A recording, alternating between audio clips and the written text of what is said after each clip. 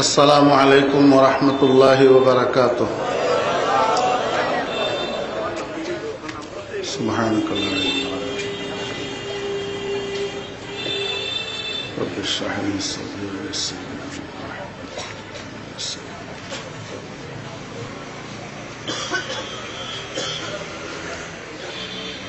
الحمد لله نحمده ونستعينه ونستغفره ونؤمن به ونتوكل عليه ونعوذ بالله من شرور أنفسنا ومن سيئات أعمالنا. من يهد الله فلا مضل له ومن يضلله فلا هادي له.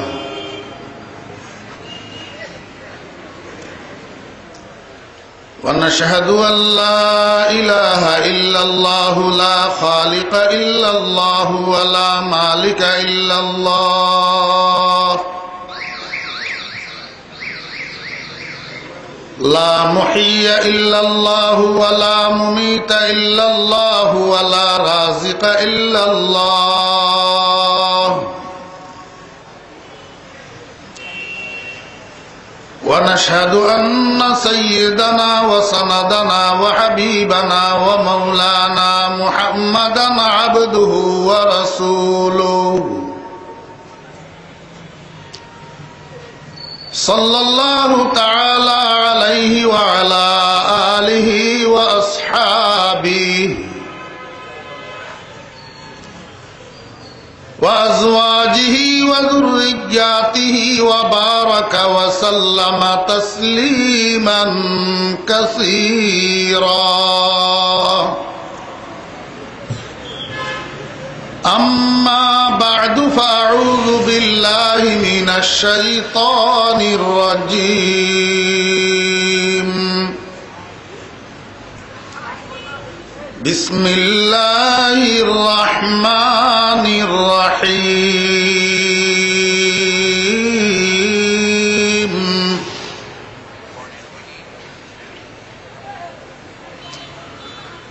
فلولا نفر من كل فرقة منهم طائفة ليتفقهوا في الدين ولينذروا قومهم إذا رجعوا إليهم لعلهم يحذرون.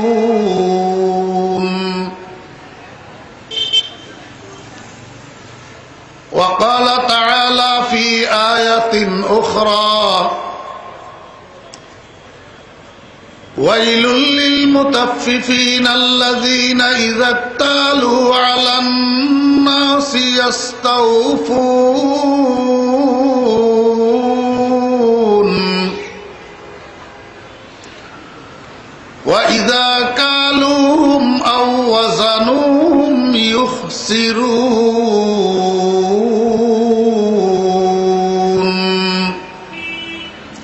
صدق الله مولانا العظيم.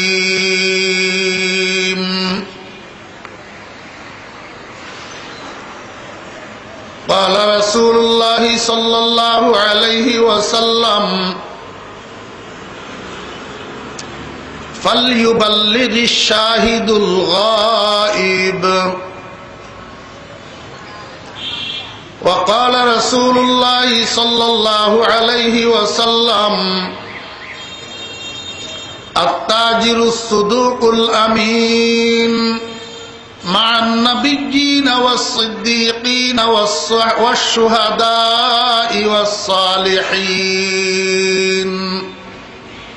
وصدق رسوله النبي الأمي الكريم ونحن على ذلك لمن الشاهدين والشاكرين. ربنا تقبل منا إنك أنت السميع العليم.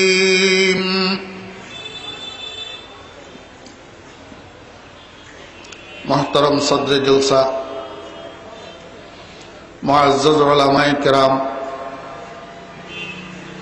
সমাবেত সর্বস্তরের ধর্মপ্রাণ মুসলমান ভাইয়েরা, পর্দার আড়ালের সম্মানিতা পর্দানশী মা ও বোনেরা, মহান আল্লাহ রাব্বুল আলামিনের অপরিসীম দয়া আর ইহসান আল্লাহ রাব্বুল আলামিন আমাদেরকে আজ 25শে মার্চ 2017 ইংরেজি তারিখে হাটাজারি উপজেলা প্রপারের প্রাণ কেন্দ্র হাটাজারি বাস স্ট্যান্ডে অনুষ্ঠিতব্য আজকের এই মহতি দ্বীনী সম্মেলনে আমাদেরকে অংশগ্রহণ করার তৌফিক দিয়েছেন। এই জন্য আমরা সবাই মহান রব্বুল আলামিনের শুকর আদায় করি, আলহামদুলিল্লাহ।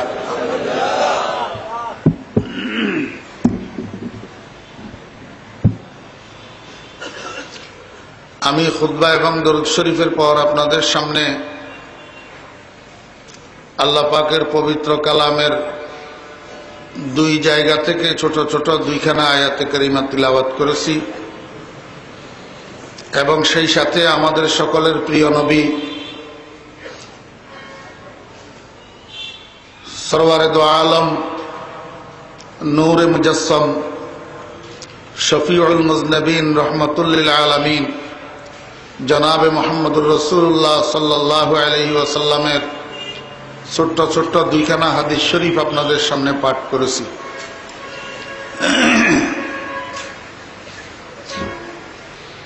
ধারাবাহিকভাবে ইনশাআল্লাহ আল্লাহ পাক যদি তৌফিক দান করেন, আপনাদের নেক তাওয়াজ্জু যদি শামিলে হাল থাকে,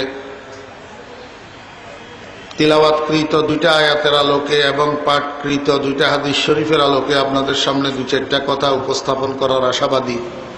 ওয়া মা তৌফিকি ইল্লা বিল্লাহ।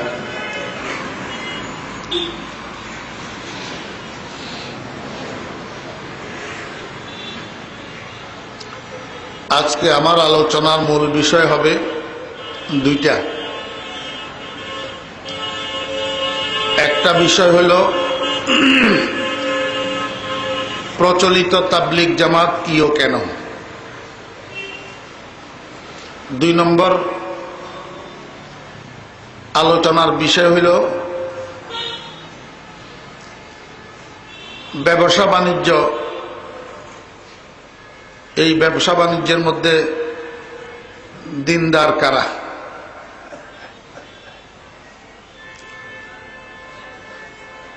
প্রথম আলোচ্য বিষয়ের উপরে আলোচনার জন্য আমি আপনাদের সামনে যে আয়াতে কারিমা তিলাওয়াত করেছি, এই আয়াতে কারিমাটার প্রথমে অনুবাদ করি।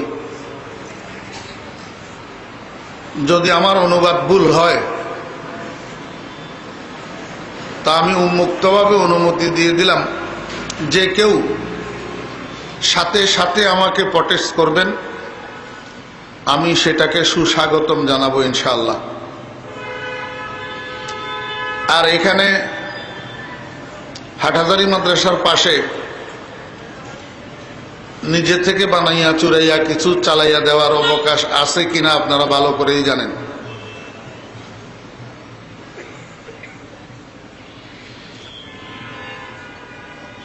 আল্লাহ পাক রব্বুল আলামিন ইরশাদ করেন, ফালাউলা নাফারা, অতঃপর কেন তারা ভ্রমণ করে না,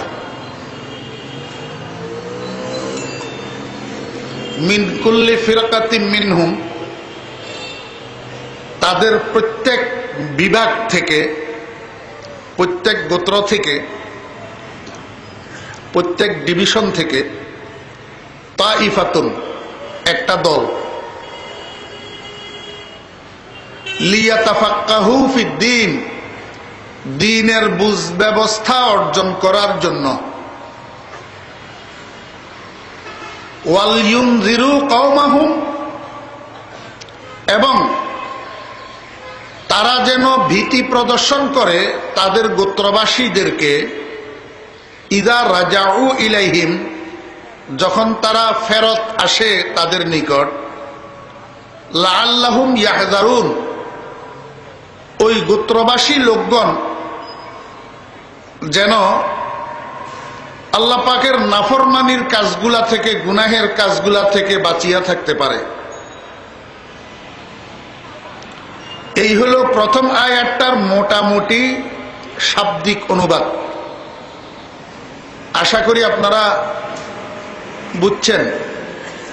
আর যদি ভাষাগত কারণে না বুঝে থাকেন তাহলে তো আমার কিছু করার নাই।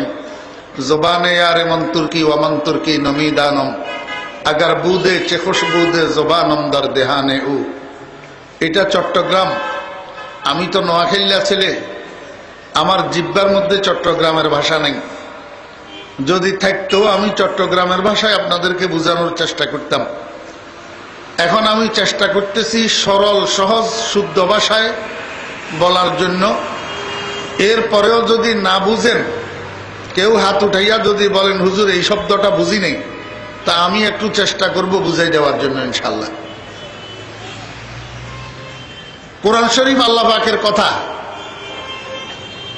কোরআন শরীফ আল্লাহ পাকের কথা। আমরা একটু শালীন ভাষায় বাণী বলি আর কি, বাণী।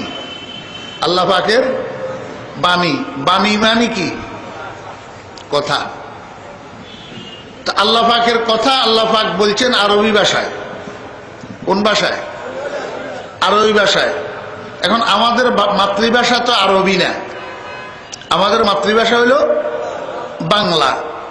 এই জন্য বাংলাদেশের হযরত উলামায়ে কেরাম এই জাতীয় মাহফিলগুলার আয়োজন করেন, যাতে সর্বসাধারণ মুসলমানকে কোরআন শরীফের কিছু অংশ হইলেও তেলাওয়াত করিয়া বাংলায় মাতৃভাষায় বুঝাই দেওয়া যায়।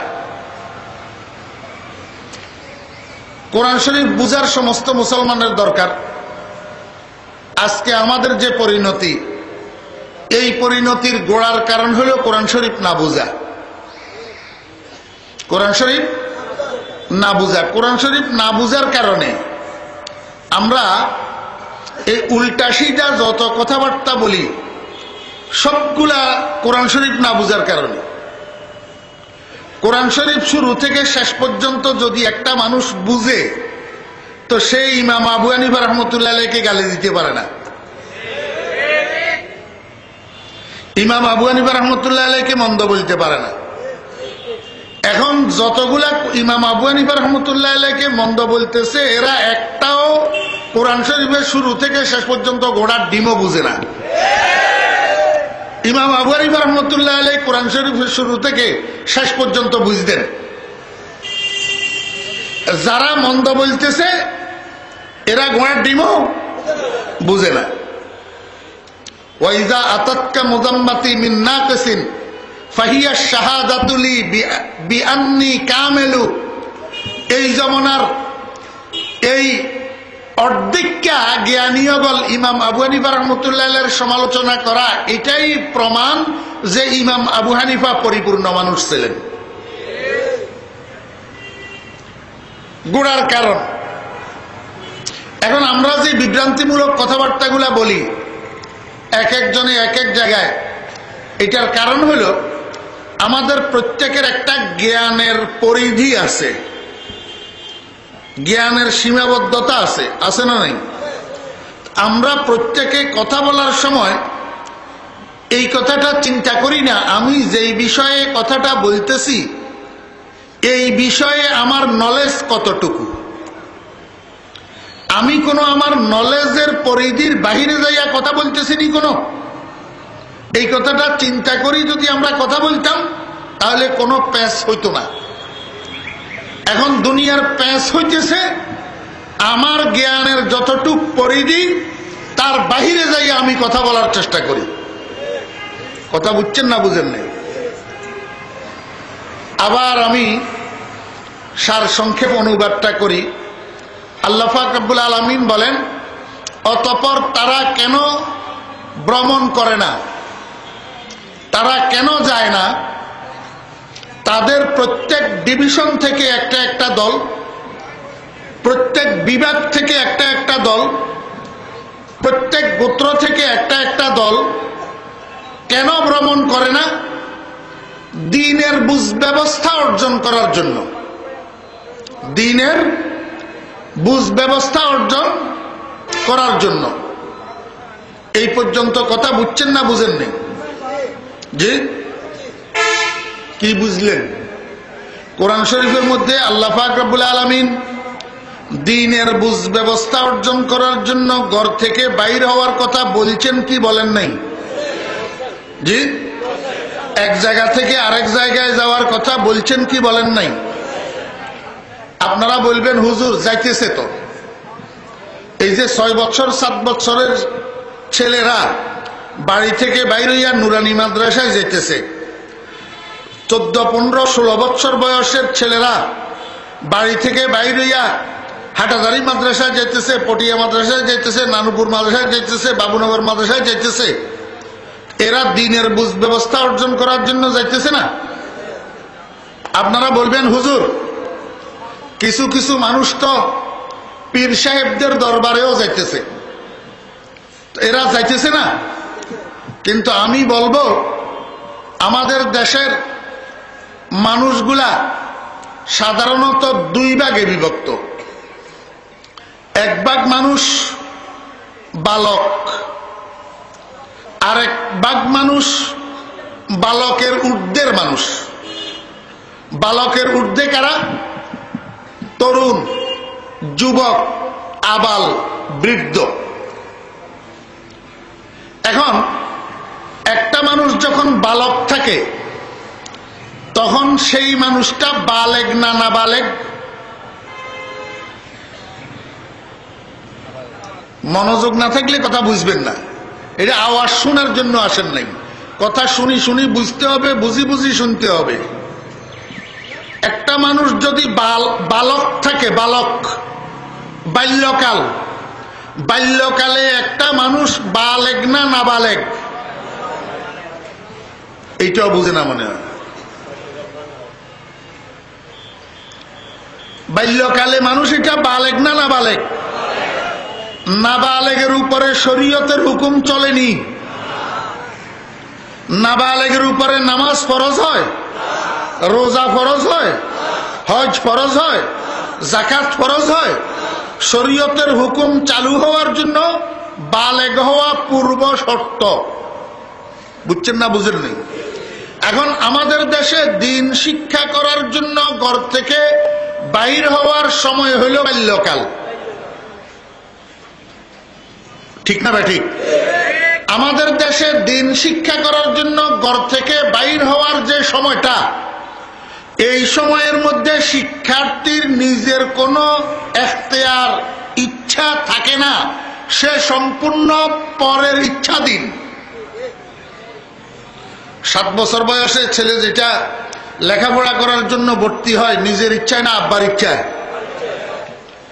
স্কুলে যে আব্বাই না নিজে যায়, মাদ্রাসায় দে নিজে না আব্বাই দে? আব্বাই দে।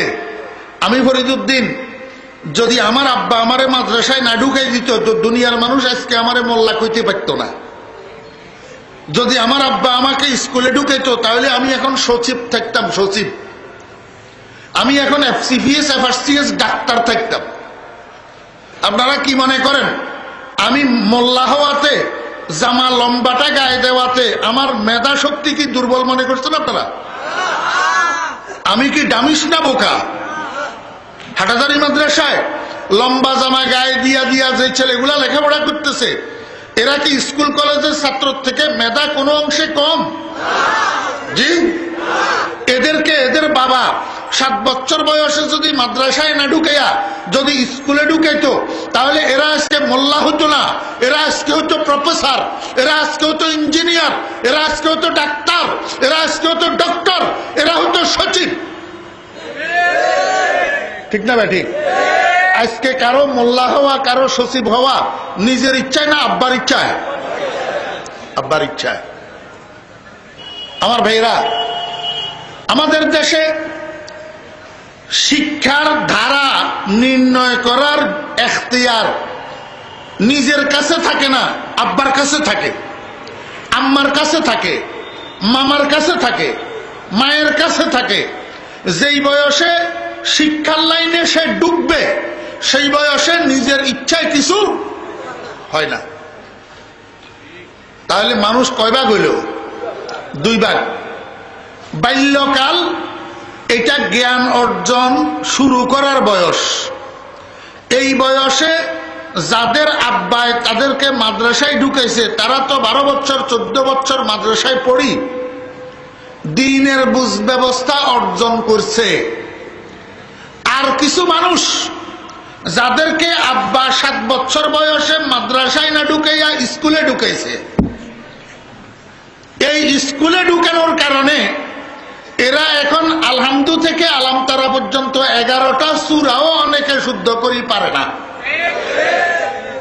জি, ইঞ্জিনিয়ার হয়ে গেছে কোনো সন্দেহ নাই, ডাক্তার হয়ে গেছে কোনো সন্দেহ নাই, কিন্তু নামাজ পড়ার জন্য যে সূরাগুলা একান্ত অপরিহার্য সেই সূরাগুলা শুদ্ধ করে মুখস্থ জানে না। জানে কি রকম? হরে কর কমবাজিও বা রুদের কারখানা ডডনং কলিকাতার মতো। অনেক ইসলামিক স্কলার আছে, ইসলামিক স্কলার, ইসলামিক পণ্ডিত,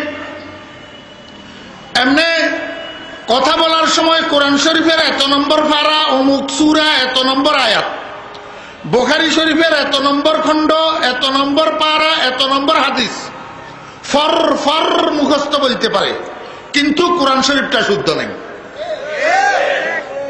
কোরআন শরীফটা কি নেই? শুদ্ধ নেই। কারণ কি? ওই বাল্যকালে মাদ্রাসায় পড়ে নাই, পড়ছে ইংলিশ মিডিয়াম স্কুলে। এই জন্য দুনিয়ার মানুষে মাওলানা না কইয়া কয় ডাক্তার। যারা বাল্যকালে মাদ্রাসায় পড়ে নাই, হয় নামাজ পড়ে ঠিক আছে, কিন্তু নামাজের যে সরঞ্জামগুলার দরকার এগুলা কমপ্লিটেড না। নামাজের সূরা শুদ্ধ করে মুখস্থ জানে না, সানাটা শুদ্ধ নাই, রুকুর তসবিহটা শুদ্ধ নাই, সেজদার তসবিহটা শুদ্ধ নাই, তাশাহুদটা শুদ্ধ নাই।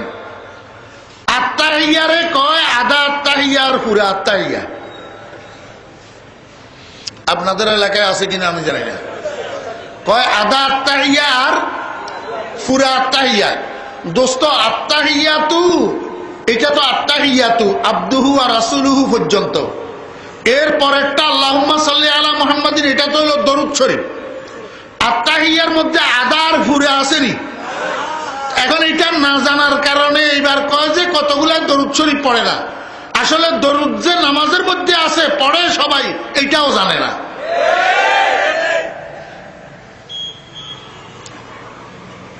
বুঝছেন না বুঝেন নাই? আত্তাহিয়াটা শুদ্ধ করেই জানে না, দরুদ শরীফটা শুদ্ধ করেই জানে না। এমনি অনেক দরুদ জানে, সালাতুনিয়া বালাগালুলা অনেক দরুদ পড়ে, কিন্তু নামাজের দরুদটা শুদ্ধ করেই পারে না। নামাজের মধ্যে একটা দোয়ায়ে কুনুত আছে না, এই দোয়ায়ে কুনুতটা আপনাদের আমার কথা যদি বিশ্বাস না হয় একটু জরিপ করে দেখেন, বর্তমান সমাজের মুসলমানের বাচ্চারা শতকরা কতজনে দোয়ায়ে কুনুত শুদ্ধ করে মুখস্থ জানে? জরিপ করে দেখেন। আমি কি আপনাদের থেকে একটু পরীক্ষা নিমু পরীক্ষা? জি। নামাজের বাহিরে ভিতরে কয় ফরজ বলেন তো? বলে 7 ফরজ। বাহিরে ভিতরে কয় ফরজ? একজনে কইলেও 7 ফরজ। বুঝলেন তো? এবার নামাজের এই যে আরেকটা উড়ি যায়, নামাজের বাহিরে ভিতরে কয় ফরজ? নামাজের বাহিরে কয় ফরজ? মাদ্রাসার ছাত্র ছাড়া, আলেম ছাড়া আর বাকিরা হাত উঠাইয়া দেখাইবেন নামাজের বাহিরে 7 ফরজ কে কে বলতে পারবেন? হাত উঠান। মাদ্রাসার ছাত্র ছাড়া। আমি কিন্তু মাঝখান থেকে যে কোনো একজনকে দাঁড় করাম, হিসাব করি, হাত উঠাইয়েন।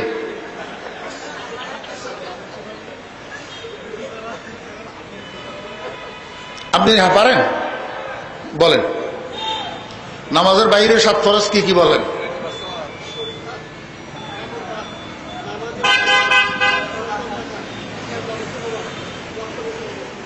জাযাকাল্লাহ, আল্লাহ হায়াতে তয়্যিবা দান করেন। নামাজের ভিতরে কয় ফরজ? এটা বলার আগে মনে রাখিয়েন, উনি বলছে তো ঠিক আছে, কিন্তু হাত কয়টা উঠছে এটা খেয়াল রাখিয়েন। এত বড় মাহফিলের মধ্যে 4-5টা উঠছে কিন্তু হাত, বাকিগুলা উঠে নাই। এইবার বলেন নামাজের ভিতরে কয় ফরজ? হ্যাঁ, এই 6 ফরজ মাদ্রাসার ছাত্র আর আলেম ছাড়া কে কে পারেন একটু হাত উঠান।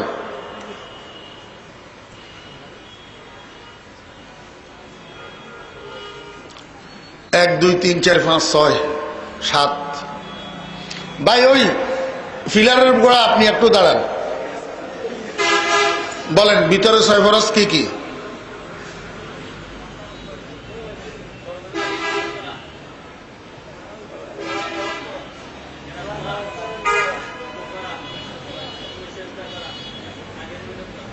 একেবারে প্রথম যেই ফরজটা তাকবীরে তাহরিমা বলা, এটাই আপনি বলেন নাই। তাহরিমুহাত তাকবীর ওয়া তাহলিলুহাত তাসলিম, নামাজের প্রারম্ভিক কাজ হইল তাকবীরে তাহরিমা বলা। এই তাকবীরে তাহরিমাটা উনি বলেন নাই। আচ্ছা যাই হোক, এই এত বড় মাহফিলের মধ্যে হাত কয়টা উঠছে? 7টা। নামাজ 5 ওয়াক্ত নামাজ কি ফরজে কিফায়া না ফরজে আইন? জি, ফরজে আইন। ছাড়ার সুযোগ আছে নি? নামাজ ছাড়ার কোনো সুযোগ আছে? নামাজ ছাড়ার কোনো অনুমতি আছে? হরেশচন্দ্রের ফোলার জন্য আছে, আব্দুর রহমান আব্দুল করিমের ফোলার জন্য নামাজ ছাড়ার অনুমতি নেই। সীতারানীর সন্তানের জন্য আছে, আমেনা বেগম ফাতেমা বেগমের সন্তানের জন্য নামাজ ছাড়ার অনুমতি নাই। নামাজ ফরজে আইন। এখন ইজা সাবাতা শাই সাবাতা বিলাওয়াজিমিহি, নামাজ যদি ফরজে আইন হয়, নামাজের মধ্যে যেই জিনিসগুলা ফরজ সেগুলা জানাও ফরজে আইন। সেগুলা জানাও কি ফরজে আইন। তা আপনি সারা জীবন নামাজ পড়তেছেন, নামাজের বাইরে কয় ফরজ সেটাও জানেন না, ভিতরে কয় ফরজ সেটাও জানেন না। জানার দরকার আছে না নাই? জি। আচ্ছা, এইবার আসেন, আমাদের আব্বা আম্মা মারা যায়নি, আমরা আব্বা আম্মার জানাজা পড়ার জন্য যাই, আত্মীয় স্বজনের জানাজা পড়ার জন্য যাই, বন্ধু বান্ধবের জানাজা পড়ার জন্য যাই, নেতা নেত্রীর জানাজা পড়ার জন্য যাই। জানাজার নামাজের 3য় তাকবীরের পরে যে একটা দোয়া আছে, যেই দোয়াটা জানাজার নামাজের মুখ্য অংশ, এটার এই দোয়াটা 3 ভাগে বিভক্ত। মুর্দা যদি নাবালেগ ছেলে হয় 1 দোয়া, মুর্দা যদি নাবালেগ মেয়ে হয় 1 দোয়া, মুর্দা যদি প্রাপ্তবয়স্ক হয় তাহলে আরেক দোয়া। এই 3টা দোয়া কে কে জানেন একটু হাত উঠান, মাদ্রাসার ছাত্র আর আলেম ছাড়া।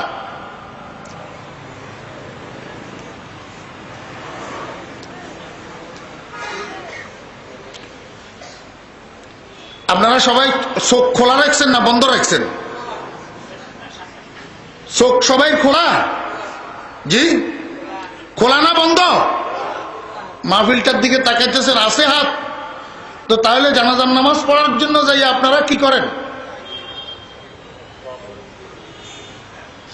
জানাজার নামাজ পড়ার জন্য যাইয়া সেখানে কি করেন আপনারা? এটা তো জানাজার নামাজের মুখ্য অংশ, এটা মনিয়তের জন্য দোয়া। জানাজার নামাজটাই তো মনিয়তের জন্য দোয়া। মনে কষ্ট নিবেন না, আপনাদেরকে ছোট করা আমার উদ্দেশ্য না, বাস্তবতা আপনাদেরকে চোখে আঙ্গুল দিয়া দেখাই দেওয়া উদ্দেশ্য।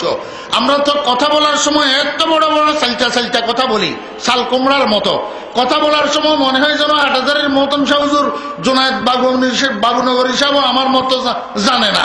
এখন প্রমাণিত হইল আমি কি গোড়ার ডিম জানি। ঠিক না ঠিক? মনে কষ্ট নিতেছেন? এইবার বুঝি থাকলে বলেন তো, নামাজ পড়ার জন্য অন্তত 11টা সূরা আলহামদু থেকে আলাম তারা পর্যন্ত বিশুদ্ধভাবে শিখার প্রয়োজন আছে না নাই? রুকুর তসবিহ সেজদার তসবিহ বিশুদ্ধভাবে শিখার প্রয়োজন আছে না নাই? সানা সানা সুবহানাকা বিশুদ্ধভাবে জানার শিখার প্রয়োজন আছে না নাই? তাশাহুদ আত্তাহিয়াতু দরুদ শরীফ বিশুদ্ধভাবে জানার দরকার আছে না নাই? দোয়ায়ে কুনুত বিশুদ্ধভাবে শিখার প্রয়োজন আছে না নাই? আমার ভাইরা, জানাজার নামাজের দোয়াগুলা বিশুদ্ধভাবে শিখার প্রয়োজন আছে না নাই? তো যে সমস্ত ছেলেরা 7 বছর বয়সে আব্বাই মাদ্রাসায় দেয় নাই, স্কুল কলেজের দিকে ঢুকাইছে, এই স্কুল কলেজের দিকে ঢুকানোর কারণে দুনিয়ার লাইনে তারা অনেক জ্ঞানের অধিকারী হয়েছে, কিন্তু দিনের লাইনে তারা শিশু বাচ্চার মতো কিচ্ছু জানে না। এখন এই মুসলমানগুলা এই জরুরিগুলা জানার প্রয়োজন আছে না নাই? কোথায় জানবে, কোথায় শিখবে? আমার বেরা দোস্ত আহবাব, মাদ্রাসায় শিখবে। মাদ্রাসায় কোথায় শিখবে? বলেন না, কোথায় শিখবে? মাদ্রাসায়। সবাই বলেন, কোথায় শিখবে? মাদ্রাসায়। বলে হুজুর মাদ্রাসায় তো আব্বাই ছোট থাকতে দেয় নাই, এখন তো আমার বয়স 25 হইয়া গেছে, এখন মাদ্রাসায় কেমনে শিখবো? আরে ভাই, মাদ্রাসায় বেশ কম আছে। একটা মাদ্রাসা আছে ল্যান্ড মাদ্রাসা, এটা স্থিতিশীল। টিএনটির ফোন এগুলা ল্যান্ড ফোন, কি কর? টিএনটির ফোনগুলা কি ল্যান্ড ফোন। রিসিভার এক জায়গায় পড়ে আছে, টেলিফোন আসছে, ক্রিং ক্রিং করে আওয়াজ করতেছে, আপনি যেখানে থাকেন দৌড়াইয়া রিসিভারের গোড়ায় আসতে হবে। ঠিক না বে ঠিক? এই হাটাজারি মাদ্রাসা, পটিয়া মাদ্রাসা, নানুপুর মাদ্রাসা, বাবুনগর মাদ্রাসা, এগুলা হলো ল্যান্ড মাদ্রাসা। সারা বাংলাদেশ থেকে দ্বীনের বুঝ ব্যবস্থা অর্জন করার জন্য মুসলমানের ছেলেদেরকে এখানে আসতে হবে। হাটাজারি মাদ্রাসা কারো বাড়ির দরজায় দরজায় যাবে না। আর কতগুলা মাদ্রাসা আছে মোবাইল মাদ্রাসা। কতগুলা মাদ্রাসা আছে কি টিএনটির ফোন ও ফোন, এটাও তো ফোন, এটার নাম ল্যান্ড ফোন। কি মোবাইল ফোন? মোবাইল শব্দের অর্থ কি? এই তো কয় না। মোবাইল শব্দের অর্থ কি? ভ্রাম্যমান। মোবিল কোর্ট কয় যে শুনেন না, মোবিল কোর্ট। মোবিল কোর্ট না, মোবাইল কোর্ট মানে ভ্রাম্যমান আদালত। ভ্রাম্যমান আদালত। মোবাইল লাইব্রেরি, ভ্রাম্যমান লাইব্রেরি। এখন ঢাকা শহরে যাইয়া দেখেন মোবাইল টয়লেট বাইরেছে। মোবাইল কারো চোখে পড়ে নেই? ভ্রাম্যমান টয়লেট। ভাই, mobile phone, mobile library, mobile court, mobile toilet যদি হয়, মোবাইল মাদ্রাসা হইতে পারে না? ভ্রাম্যমান মাদ্রাসা। কি মাদ্রাসা? ভ্রাম্যমান মাদ্রাসা। ভ্রাম্যমান মাদ্রাসা কি? আল্লাহ পাক রব্বুল আলামিন বলেন, ফালাউলা নাফারা মিন কুল্লি ফিরকাতিম মিনহুম তাইফাতুন। তাইফাতুন, এই তাইফাতুন আরবি শব্দ, এটার অর্থ কি ওলামায়ে কেরাম জিজ্ঞেস করেন। তাইফা শব্দের অর্থ কি? দল। তাইফা শব্দের অর্থ কি? দল। আরবি শব্দ। জামাত, জামাত, জামাত শব্দের অর্থ কি? দল। তাইফা শব্দের অর্থ কি? দল। জামাত শব্দের অর্থ কি? দল। আল্লাহ পাক রব্বুল আলামিন বলেন, হে দুনিয়ার মানুষ, ও হাটহাজারী উপজেলাওয়ালা, আপনারা হাটহাজারী উপজেলার যত ডিভিশন আছে মুসলমানদের, প্রত্যেক ডিভিশনের থেকে একজন একজন সংগ্রহ করেন, একজন একজন তৈয়ার হন। ব্যবসায়ীদের মধ্য থেকে একজন, স্কুলের ছাত্রদের মধ্য থেকে একজন, স্কুলের শিক্ষকদের মধ্য থেকে একজন, মাদ্রাসার ছাত্রদের মধ্য থেকে একজন, মাদ্রাসার শিক্ষকদের মধ্য থেকে একজন, চাকরিজীবী সরকারি চাকরিজীবীদের থেকে একজন, বেসরকারি চাকরিজীবীদের থেকে একজন, কৃষকদের মধ্য থেকে একজন, লেবার দিন মজুরদের মধ্য থেকে একজন, রিক্সাওয়ালাদের মধ্য থেকে একজন, বাস ট্রাকের ড্রাইভারদের মধ্য থেকে একজন, হেল্পারদের মধ্য থেকে একজন, চার দোকানে কাজ করে আমার বেয়েরা, চার দোকানের মেসিয়ারি করে যে এই মেসিয়ারদের থেকে একজন। আপনি তালাশ করিয়া করিয়া দেখেন, প্রত্যেক ডিপার্টমেন্টে এক একটা সংগঠন আছে, প্রত্যেক সংগঠনের থেকে একজন একজন একজন একজন। 15টা ডিভিশনের থেকে 15 জন যদি সংগ্রহ করেন তো 15 জনে একটা দল হবে। একটা কি হবে? দল হবে। এই একদল মানুষ এক মাসে 30 দিন 27 দিন ক্ষেত কৃষি করেন, ব্যবসা বাণিজ্য করেন, চাকরি বাকরি করেন, দিন মজুরি করেন, লেবারি করেন, যে যে পেশায় নিয়োজিত আছেন পেশার কাম করেন 27 দিন। 3 দিনের জন্য ওই 15 জনে একটা দল বান্ধিয়া আপনারা হাটহাজারী থেকে ফটিকছড়ি যান, ফটিকছড়ি যাইয়া যেই কোনো একটা মসজিদের মধ্যে রাত্রি যাপন করেন, বিকেল বেলায় মসজিদের মহল্লায় যেই মুসলমানগুলা অধিবাসী হিসাবে আছে ওই মহল্লার মধ্যে দাওয়াত দেন যে ভাই আপনাদের মহল্লায় আমরা হাটহাজারী থেকে একদল মানুষ এসেছি, আপনারা মাগরিবের নামাজটা মসজিদে পড়েন, আপনাদেরকে নিয়ে একটু কথাবার্তা আছে। যদি 50 জনকে দাওয়াত দেন 10 জন হইলেও আসবে, ওই 10 জনকে নিয়ে মসজিদের মধ্যে বসেন, কিছুক্ষণ তালিম করেন, কিছুক্ষণ মুজাকারা করেন, কিছুক্ষণ দ্বীনি আলোচনা করেন। এর মাধ্যমে হবে কি আপনারা যেইটুকু জানেন ওই 10 জনে সেইটুকু শিখবে, তারা যেইটুকু জানে আপনারা সেইটুকু শিখবেন। উভয়ের অজানাটা জানা হবে, অশিখাটা শিখা হবে। আল্লাহ পাক রব্বুল আলামিন বলেন সেখান থেকে তুমি যেটা শিখে আসবা সেইটা এবারে তোমার জায়গায়। আবার যখন হাটহাজারী আসবা, হাটহাজারী আসি মসজিদে একবার বসবা, মুসল্লিদেরকে লইয়া ঘরের মধ্যে একবার বসবা, পরিবারের লোকদেরকে লইয়া ওইখান থেকে যে শিখিয়ে আসছ এটা এদেরকে শুনাইবা, ঘরে একবার শুনাইবা, মসজিদে একবার শুনাইবা। এর দ্বারা হবে কি যারা তোমার সাথে 3 দিনের জন্য যাইতে পারে নাই তাদেরও শিখা হবে, তাদেরও কি হবে? শিখা হবে। এই যে একটা দল 3 দিনের জন্য ফটিকছড়ি গেলেন, ফটিকছড়িওয়ালারা এরকম একটা দল করিয়া হাটহাজারী আসলো। আমার বেয়েরা দোস্ত আবাব, এই দলটা একটা ভ্রাম্যমান মাদ্রাসা হইয়া গেল। একটা ভ্রাম্যমান কি হইয়া গেল? মাদ্রাসা হইয়া গেল। এটার নাম মোবাইল মাদ্রাসা, এটার নাম মোবাইল। কথা বুঝার চেষ্টা করেন, না বুঝি শুধু উল্টা পাল্টা কথা কইলে কিয়ামতের ময়দানে আল্লাহ পাকের আদালত আমার জন্য আপনার জন্য সকলের জন্য আছে। জিহ্বা জাহান্নামের আগুন দিয়া কাটি দেওয়া হবে না বুঝিয়া কারো বিরুদ্ধে খামাখা অপপ্রচার করলে আর অভিযোগ করলে। জিহ্বাইটা আল্লাহ দিছে, এই জন্য বুঝে শুনি কথা বলতে হবে। কথা বুঝছেন না বুঝেন নাই? আল্লাহু আকবার। আমার ভাইয়েরা দোস্ত আহবাব, আমার কিছু কিছু ভাইয়েরা কয় লা রহবানিয়াতা ফিল ইসলাম, আল্লাহর নবীর হাদিস, ইসলামের মধ্যে বৈরাগ্যগিরি নাই।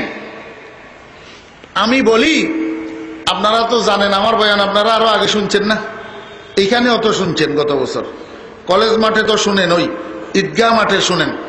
আমি বয়ানের মধ্যে কাউকে কটাক্ষ করি না, ক্রিটিসাইজ করি, কথা বলি না, গালাগালি করি না, কারণ এইটার দ্বারাই মানুষ হেদায়েত হয় না। মানুষকে বুঝাই দিতে হবে অরিজিনাল জিনিসটা কি করতে হবে, বুঝাই দিতে হবে। আমার ভাই না বুঝিয়া কয় লা রহবানিয়াতা ফিল ইসলাম, ইসলামে বৈরাগ্যগিরি নাই। তবলিগওয়ালারা যে গাট্টি লইয়া বিবি বাচ্চা সারি এক জায়গার থেকে আরেক জায়গায় চলে যায়, এইটা বৈরাগ্যগিরি। অতএব এই কাজ করা যাবে না। বুঝছেন না বুঝেন নাই? আমি আপনাকে বলবো দোস্ত, আপনি মনে কষ্ট নিয়ে না, বৈরাগ্যগিরি কাকে বলে এটা মনে হয় আপনি জানেন না, এইটা মনে হয় আপনি জানেন না। মাহিয়ার রহবানিয়ত, রহবানিয়ত কাকে বলে? বৈরাগ্যগিরি বলা হয় একটা মানুষ বিয়ে শাদী না করি, দুনিয়াদারির ধার না দাঁড়ি, পাহাড়ে যাইয়া জঙ্গলে যাইয়া, আর যদি ভিন্ন ধর্মী হয় ওই তাদের মন্দিরে এইখানে সেখানে ইবাদতের মধ্যে লিপ্ত থাকা, এটার চেষ্টা করা। বিয়ে শাদীও করে নাই, ছেলে মেয়েও নাই, দুনিয়াদারির ধার ধারে না, এই মানুষটার এই কাজটার নাম হলো বৈরাগ্যগিরি। এটাকে ইসলাম নিষেধ করছে, আল্লাহর হাবিব নিষেধ করছে। আমাকে একটু বুঝাইয়া দেন তো যে ভাই 1 মাসের মধ্যে কয় দিন? জি, এই 30 দিনের মধ্যে 27 দিন যদি আপনি কৃষি কাজ করেন, ব্যবসা বাণিজ্য করেন, চাকরি বাকরি করেন, বিবি বাচ্চার সাথে থাকেন, বিবি বাচ্চার সাথে খান, 27 দিন, 3টা দিনের জন্য যদি আপনি দলবদ্ধ হইয়া ঘর থেকে বাইর হন, আল্লাহর দিন শিখার জন্য, আল্লাহর দিন প্রচার করার জন্য, সূরা কেরাত শিখার জন্য, দোয়ায়ে কুনুত শিখার জন্য, নামাজের ভিতরের বাহিরের ফরজগুলা শিখার জন্য, জানাজার নামাজের দোয়া শিখার জন্য, 3 দিনের জন্য না বাইরে এলেন, বাকি 27 দিন বিবির সাথে ছিলেন না, ছেলে মেয়ের সাথে ছিলেন না, দোকানদারি করছেন না, খেত কৃষি চাকরি বাকরি করছেন না, তো এই মানুষ কেমনে বৈরাগী হয় আমারে একটু বুঝান। যেই লোক বিয়ে করে, বিবি বাচ্চা আছে, চাকরি বাকরি করে, ব্যবসা বাণিজ্য করে, এদের নাম বৈরাগিনী। তবলিগের বিরোধিতা করার জন্য লা রহবানিয়াতা ফিল ইসলাম, ইসলামে বৈরাগ্যগিরি নাই, এটা কোন ধরনের কথা হইল? কথা বুঝাইতে পারছি না। 1 বছরে কয় দিন বলেন না সবাই? 365 দিনের থেকে 40 দিন বাদ দিলে আর কয় দিন হয়?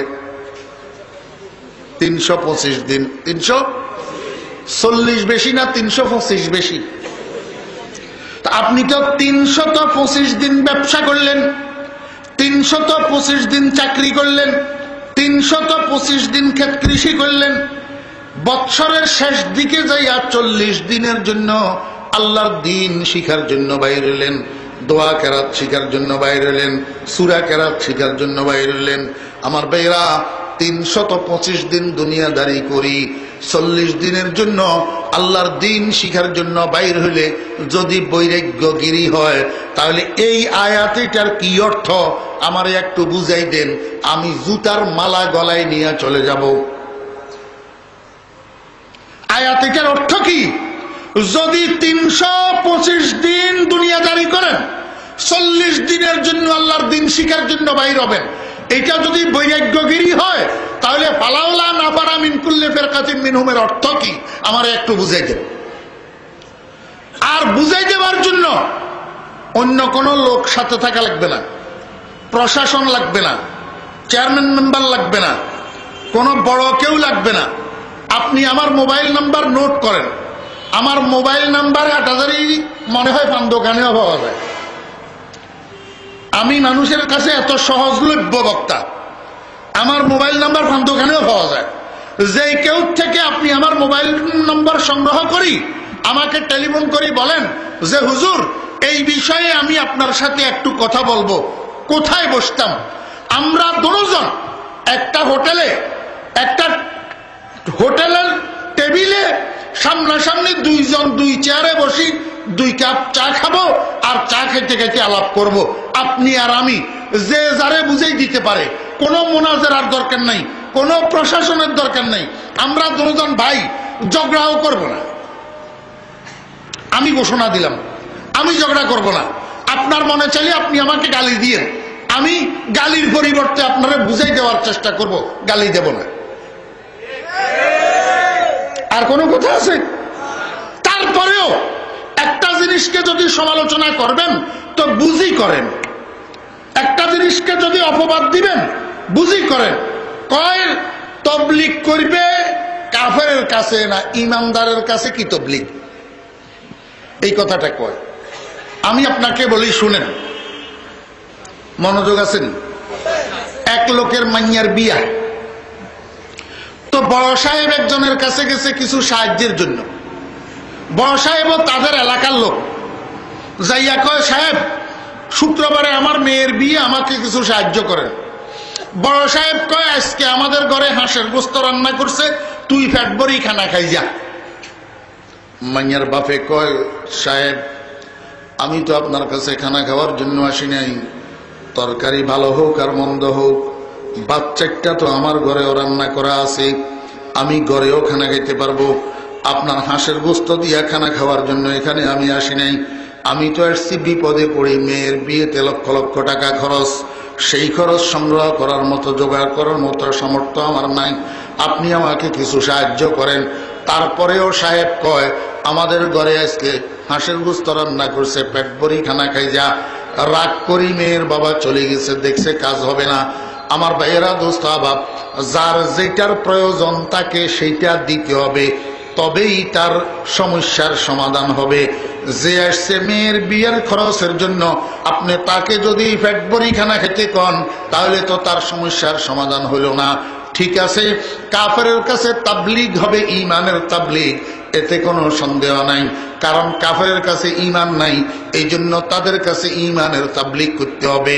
ও মুসলমান ভাইরা, আমার কথা যদি ভুল হয় আপনাদের জুতা দিয়ে আমারে 2টা বাড়িয়ে দেন, আমি সেটাও খাইতে রাজি আছি। কিন্তু আমাকে একটু বুঝান, ঈমান যাদের কাছে নাই তাদের কাছে ঈমানের তাবলীগ হবে। ওরে মুসলমানের লক্ষ লক্ষ সন্তান, মুসলমানের সন্তান লক্ষ লক্ষ মুসলমানের সন্তান আজকে যে নামাজ পড়ে না, মসজিদমুখী না সিনেমা হলমুখী, মসজিদমুখী না গান বাজনামুখী, মসজিদমুখী না মদ জুয়ামুখী, এই মুসলমানের সন্তানদেরকে তাবলীগ করিয়া নামাজের জন্য ডাকবে কে? মসজিদের দিকে ডাকবে কে? মদ সারা করার জন্য দাওয়াত দিবে কে? জুয়া সারার জন্য দাওয়াত দিবে কে? আমার ভাইরা দোস্ত আবাব, এইটা হইল মুসলমানের কাছে তাবলীগ। এইবার কথা বুঝছেন না বুঝেন নাই? অদোস্ত, দাওয়াত দাওয়াত দাওয়াত কারে কয়? দাওয়াত মানে ডাকাই তো। দাওয়াত মানে কি? ডাকা। আল্লাহ পাক রব্বুল আলামিন কয়, আমার দ্বীনের দিকে মানুষকে ডাকো, ঈমানের দিকে মানুষকে ডাকো, কালিমার দিকে মানুষকে ডাকো, নেকির দিকে মানুষকে ডাকো, তাকওয়ার দিকে মানুষকে ডাকো। দুনিয়ার মানুষ যতদিন পর্যন্ত তোমাদের মধ্যে ডাকা ডাকি থাকবে ততদিন দিন জিন্দা থাকবে। যখন ডাকা ডাকি বন্ধ হইয়া যাবে তখন দিন জিন্দা থাকবে না। ডাকা ডাকির আরবি কি কন? এ তো কয় না। ডাকা ডাকির আরবি কি? দাওয়াত। ডাকা ডাকির আরবি কি? দাওয়াত। ওম্মা, ও বাংলা কইলে কয় বালা, এবার আরবিটা কইলে কয় নাউজুবিল্লাহ, হইতো না। দেখছেন নি তামাশা? দাওয়াত কি? দাওয়াত ডাকা ডাকি আর কি? আমার ভাইয়েরা দুস্তাবাব, আল্লাহ পাক রব্বুল আলামিন বান্দা দ্বীনের দাওয়াত দেওয়ার জন্য বাইরে হইবে না। আমি সানাসুরের দাওয়াত দেওয়ামু, বল ফ্যানের দাওয়াত দেওয়ামু, ডেউটিনের দাওয়াত দেওয়ামু, ফাইখানার লোটার দাওয়াত দেওয়ামু। এই যত অ্যাড দেখতেছেন বড় বড় সাইনবোর্ড, এগুলা সবগুলা কি? দাওয়াত। সবগুলা কি? দাওয়াত। বাসের মধ্যে সানাসুর বিক্রি করতেছে, যে কি করতেছে? দাওয়াত দিতেছে।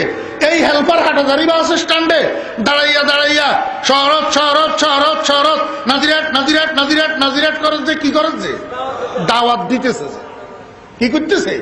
দাওয়াত দিতেছে। বাংলাতে কইলে ডাকা ডাকি, আর আরবিতে কইলে দাওয়াত। অমুসলমান, দুনিয়ার দাওয়াত দিতে পারো, নামাজের দাওয়াত দিতে পারো না। হয় ঘরে বসে দিলা, মহল্লায় বসে দিলা, না হলে 3 দিনের জন্য অন্য মহল্লায় যাইয়া দিলা। দাওয়াত দিতেছ, নামাজের দিকে দেখতেছ। এইখানে হারাম হওয়ার কি হলো? এইখানে বিরোধিতা করার কি হলো? এইটা কি শুধু বিরোধিতা কারণে বিরোধিতা না? যাকে দেখতে না পারি তার চলন বা কেনা? বুঝাইতে পারছি নি? আমার ভাইয়েরা দোস্ত আবাব, আমার কোনো আপত্তি নাই আপনি দুনিয়ার মানুষগুলাকে বুঝাইয়া এই জাতীয় ভালো কাজের থেকে বিমুখ করিয়া রাখেন, এই জাতীয় ভালো কাজগুলার থেকে দূরে সরাইয়া রাখেন। মানুষগুলাকে, মুসলমানগুলাকে বুঝাইয়া বুঝাইয়া এই জাতীয় ভালো কাজে অংশগ্রহণ করার থেকে বারণ করে রাখেন। আমার কোনো অসুবিধা নাই। কিন্তু মনে রাখিয়েন, যদি কাজ এটা হক হয়, কাজ এটা যদি সত্য হয়, কাজ এটা যদি ভালো হয়, কাজ এটা যদি মুসলমানদের কল্যাণের কাজ হয়, কাজ এটা যদি দিন শিখার কাজ হয়, কাজ এটা যদি দিনের দাওয়াতের কাজ হয়, তো কিয়ামতের ময়দানে আল্লাহর হাবিবের সামনে গলায় গামছা লাগিয়া যাবে। গলায় কি লাগিয়া যাবে? গামছা লাগিয়া যাবে। কিয়ামতের ময়দানে গলায় গামছা লাগবে কিনা একটু বুঝ ব্যবস্থা করি, মুখের থেকে কথা বাইর করিয়ে। বুঝাইতে পারছি নি? আমার ভাইয়েরা দোস্ত আবাবেরা, বুঝি থাকলে বলেন, দুনিয়াতে দিন আগে আসছে না দাওয়াত আগে আসছে? বুঝি বলেন, বুঝি, আন্তাজি বলিয়েন না। মুহাম্মদুর রাসূলুল্লাহ সাল্লাল্লাহু আলাইহি ওয়াসাল্লামের পর এই দুনিয়াতে উম্মতে মুহাম্মদিয়ার মধ্যে সর্বপ্রথম ইমানদার কে বলেন? সর্বপ্রথম হযরতে আবু বকর সিদ্দিক রাদিয়াল্লাহু আনহু। আবু বকর সিদ্দিক রাদিয়াল্লাহু আনহু। জানা থাকলে বলেন, আবু বকর সিদ্দিক রাদিয়াল্লাহু আনহুর কাছে আগে দিন পৌঁছাইছে না আগে দাওয়াত পৌঁছাইছে? আগে কি পৌঁছাইছে? দাওয়াত পৌঁছাইছে কেমনে দাওয়াত পৌঁছাইছে একটু শোনেন।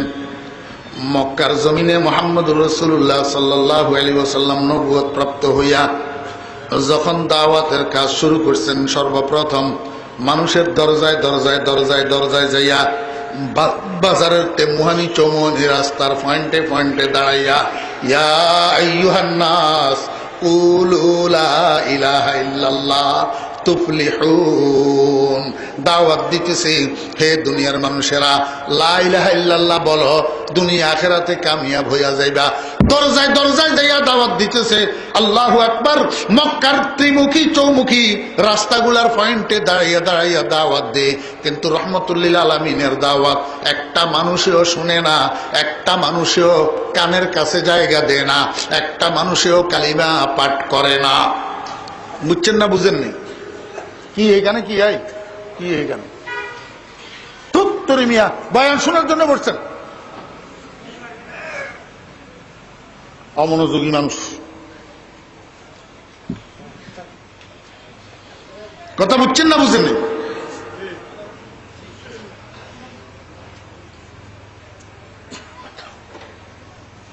একটা মানুষও কলমা পড়ে না। এখন আবু বকর ইবনে আবু কুহাফা রাদিয়াল্লাহু আনহু, হযরত আবু বকর সিদ্দিক রাদিয়াল্লাহু আনহুর বাপ মক্কার একজন বড় ব্যবসায়ী মানুষ ছিলেন, ধনী মানুষ ছিলেন।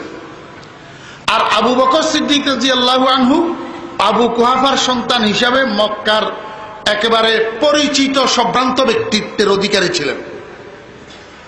মানুষ সমীহ করত।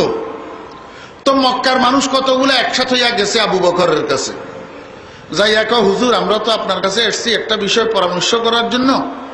এই যে আমাদের আব্দুল্লাহর ছেলে মোহাম্মদ আছে না, আজকে কয়েকদিন পর্যন্ত মোহাম্মদ বাজারে বাজারে মানুষের দরজায় দরজায় ঘুরি ঘুরি একটা কালিমার দাওয়াত দিতেছে, বলে কুলু লা ইলাহা ইল্লাল্লাহ, তোমরা লা ইলাহা ইল্লাল্লাহ বলো, তুফলিহুন, কামিয়াব হইয়া যাইবা।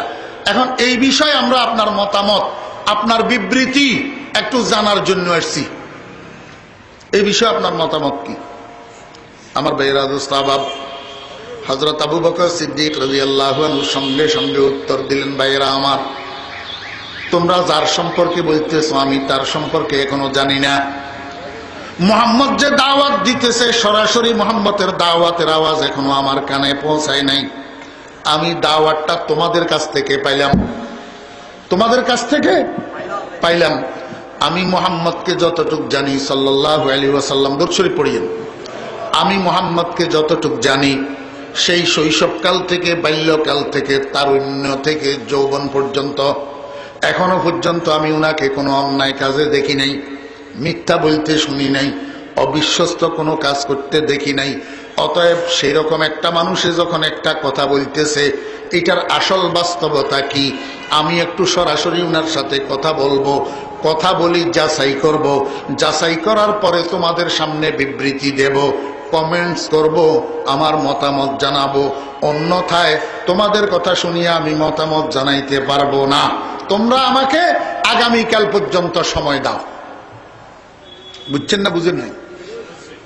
আমার বেয়েরা দোস্ত আহবাব, এদিকে এই ঘটনা হইছে না, ওইদিকে রাত্রে সরকার দো আলম জনাবে মুহাম্মদুর রাসূলুল্লাহ সাল্লাল্লাহু আলাইহি ওয়াসাল্লাম রাত্রে শোয়ার জন্য যখন বিছানায় গেছেন, বিছানায় শোয়ার সাথে সাথে তো আর ঘুম আসতেছে না। আল্লাহর হাবিব জনাব রাসূলুল্লাহ সাল্লাল্লাহু আলাইহি ওয়াসাল্লাম পেরেশান, ঘুম আসবেও কেমনে, চিন্তিত। হুজুরে পাক সাল্লাল্লাহু আলাইহি ওয়াসাল্লাম কানা দাইমাল ফিকরি ওয়া মুতাওয়াসিলাল আহজান। আজকে কতদিন পর্যন্ত মক্কার মানুষগুলাকে দাওয়াত দিলাম, কতভাবে দাওয়াত দিলাম, কত পদ্ধতিতে দাওয়াত দিলাম, একটা মানুষও তো আমার দাওয়াত কবুল করে না, একটা মানুষও তো আমার ডাকে সাড়া দিল না, একটা মানুষও তো আল্লাহু আকবার কলমা পড়ল না। এখন হুজুরে পাক সাল্লাল্লাহু আলাইহি ওয়াসাল্লাম মনে মনে চিন্তা করেন, না রে, এই পর্যন্ত যত দাওয়াত দিছি এগুলা হইল সব উমুমি গাস্ত। উমুমি গাস্ত কি হয়েছে? উমুমি গাস্ত। তো এই উমুমি গাস্তের দ্বারা কাজ মনে হয় হবে না, খুসুসি গাস্ত করতে হবে। কি করতে হবে? খুসুসি গাস্ত। আমার ভাইরা দোস্ত আহবাব, খুসুসি গাস্ত আর উমুমি গাস্ত কি? গাশতে শব্দের অর্থ হলো যাওয়া। গাশতে শব্দের অর্থ কি? যাওয়া। উমুমি মানি ব্যাপক, খুসুসি মানি বিশেষ। একটা জামাত মসজিদ থেকে বাইর হইয়া আবার মসজিদে ফেরত আসা পর্যন্ত যত মানুষ সামনে পড়ে তাদেরকে দাওয়াত দেওয়া, এটা হলো উমুমি গাশত। আর একটা হলো নির্দিষ্টভাবে একজন মানুষের ঘরে যাইয়া তাকে টার্গেট করিয়া দাওয়াত দেওয়া, এটা হলো খুসুসি গাশত।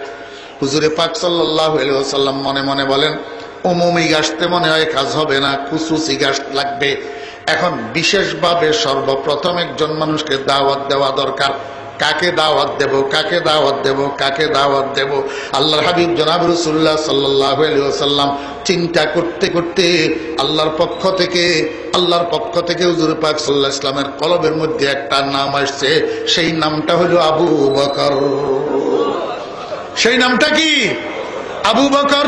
হুজুরে পাক সাল্লাল্লাহু আলাইহি ওয়াসাল্লাম মনে মনে সিদ্ধান্ত নিলেন, আগামীকাল সকালে খুসুসি ভাবে আবু বকরের ঘরে যাব, যাইয়া আবু বকরকে বিশেষভাবে কলমা পড়ার দাওয়াতটা দিয়া দেখি আল্লাহ কি করে।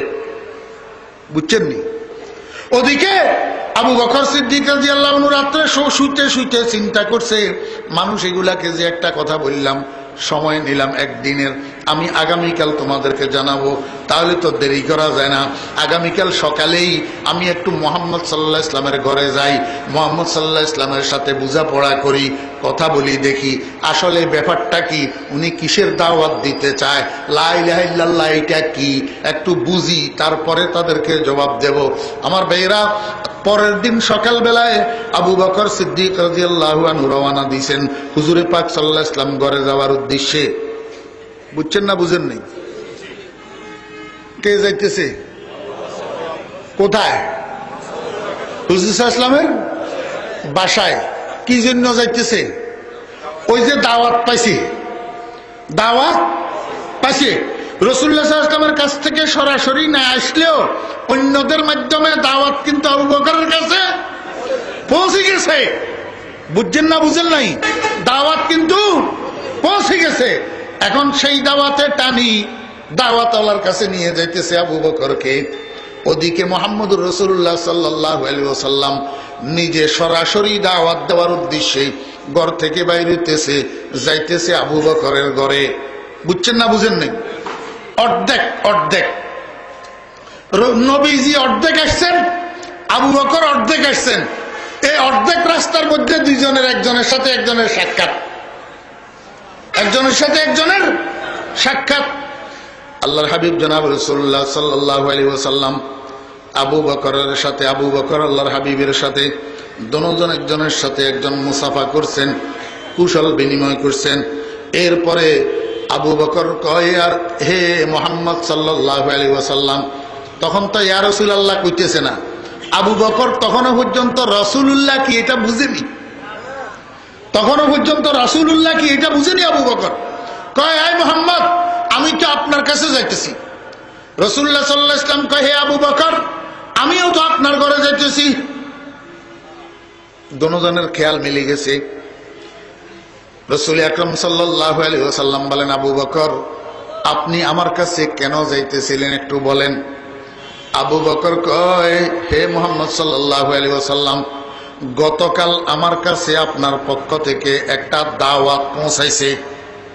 আপনি নাকি মক্কার জমিনে মানুষের দরজায় দরজায় যাইয়া, বাজারের ত্রিমুখী চৌমুখী রাস্তায় রাস্তায় দাঁড়াইয়া দুনিয়ার মানুষকে দাওয়াত দিতেছেন, ইয়া আইয়ুহান নাস কুলু লা ইলাহা ইল্লাল্লাহ তুফলিহুন। এই দাওয়াতটা আপনি মানুষকে দিতেছেন। আসলে দাওয়াতটা কি, আল্লাহ কি, এটা একটু আমার একটু জানার দরকার। এই বিষয়ে আমি আপনার সাথে একটু কথা বলবো। খেয়াল করছি আমার ভিতরে এই বিষয়ে কিছু প্রশ্ন জাগছে, প্রশ্ন, এই বিষয়ে আমার ভিতরে কিছু প্রশ্ন জাগছে। আমার খেয়াল সরাসরি প্রশ্নগুলো আপনার কাছে পেশ করি, আমি একটু উত্তর জানবো। রাসূল আরবি সাল্লাল্লাহু আলাইহি ওয়াসাল্লাম বলেন, আবু বকর, আমি সম্পূর্ণ উত্তর দেওয়ার জন্য প্রস্তুত। এই মুহূর্তে বলে ফেলুন কি কি প্রশ্ন আপনার ভিতরে জাগছে, আপনি আমাকে কি কি জিজ্ঞাসা করতে চান একটু বলুন। এই পর্যন্ত বুঝছেননি? রাসূলুল্লাহ সাল্লাল্লাহু আলাইহি ওয়াসাল্লাম জিজ্ঞাসা করার অনুমতি দিছে কিনা, প্রশ্ন করার অনুমতি দিছে কিনা? এবার আবু বকর কি কয়, আইলেকায়ে তু জবাবে হর সওয়াল, আইলেকায়ে তু জবাবে হর সওয়াল, মুশকিল তু হল শওয়াদ বে কিল কাল। হে মুহাম্মদ সাল্লাল্লাহু আলাইহি ওয়াসাল্লাম, আপনার এই চেহারাটা দেখার আগে আমার ভিতরে দাওয়াত শুনিয়া অনেক প্রশ্ন জাগছিল। যখন আমার নজর আপনার এই চেহারার উপরে পড়ছে, আপনার চেহারায় আমাকে সমস্ত প্রশ্নগুলোর উত্তর দিয়া দিছে। আমার খোদার কসম করি বললাম, এখন আপনার সম্পর্কে আমার ভিতরে আর কোনো প্রশ্ন নাই। আমার দিল সাক্ষী দিতেছে চেহারা কোনো মিথ্যাবাদীর চেহারা হইতে পারে না। অতএব এই চেহারাওয়ালা জবান থেকে কথা যেটাই বাইর হবে সেটাই সত্য, কথা থেকেই বাইর হবে সেটাই বাস্তব। ইয়া রাসূলুল্লাহ, আমার কিছু জিজ্ঞাসা করার নাই, আমাকে পড়াই দেন লা ইলাহা ইল্লাল্লাহু মুহাম্মাদুর রাসূলুল্লাহ। আমার ভাইরা, কেউ কারো দিকে আর যাওয়া লাগে নাই, কেউ কারো দিকে যাওয়া লাগে নাই। এই রাস্তার মাঝখানে দাঁড়াই দাঁড়াই হযরত আবু বকর সিদ্দিক রাদিয়াল্লাহু আনহু নবীজির হাত ধরিয়া কয় লা ইলাহা ইল্লাল্লাহু মুহাম্মাদুর রাসূলুল্লাহ। আমার ভাইয়েরা, দোস্ত আহবাবেরা, আমি আপনাদেরকে একটা অনুরোধ করব, আপনি পরীক্ষামূলকভাবে 3 দিনের জন্য যান।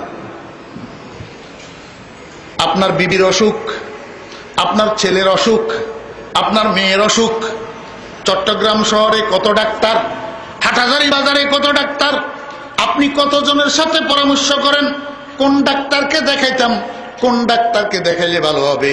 এক একজনে এক এক ডাক্তারের নাম বলে।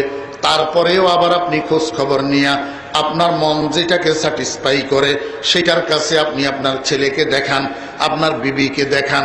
এখন আমাদের মধ্যে যখন বিভ্রান্তি হয়েছে, আপনি একটা কাজ করেন, আপনি পরীক্ষামূলকভাবে 3 দিনের জন্য একটা জামাতে যান, 10 দিনের জন্য একটা জামাতে যান, 40 দিনের জন্য একটা জামাতে যান।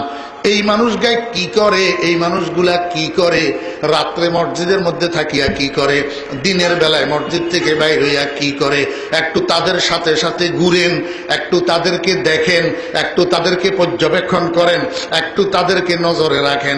এরপরে আপনার দিল যদি সাক্ষী দেয় এদের কর্মকাণ্ড ভালো না, তারপরে আপনি এদের সাথে আর যাইয়েন না। আর এদের চেহারার দিকে তাকাইয়া ভালো করে ইমানের নজরে তাকান। চেহারাটা যদি আপনার কাছে মায়া লাগে, চেহারাটার মধ্যে আপনার নজরে যদি নূর ধরা পড়ে, যদি ভালো লাগে, তাহলে তার অনুসরণ করেন, না হলে তার পিছনে আর ঘুরার দরকার নাই। কথা বুঝাইতে পারছি? কিন্তু আমার মতো ফেট্টা মোল্লা কতগুলার কথা ধরি, যেদিকে নাচাই সেদিকে নাচিয়েন না।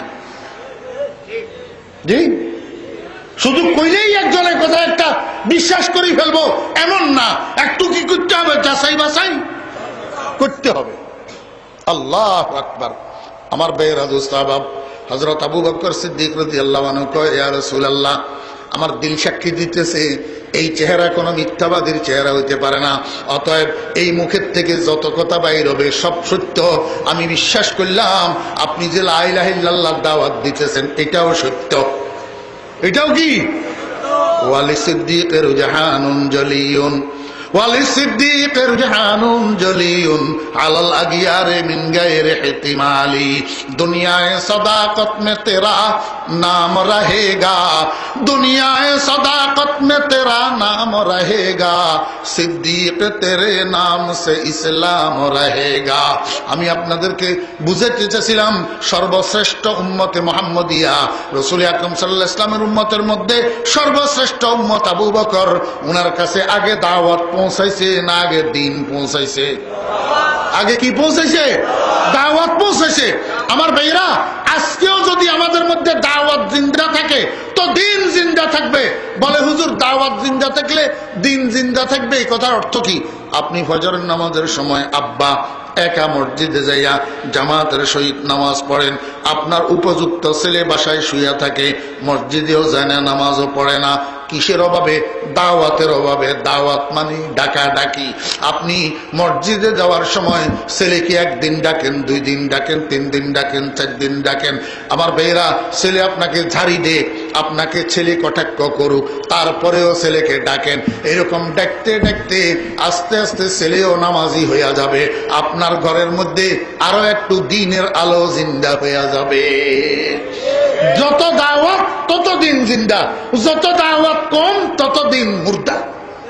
কথা বুঝছেন না বুঝেন নাই? এটার নাম তাবলিগ। এটার নাম কি?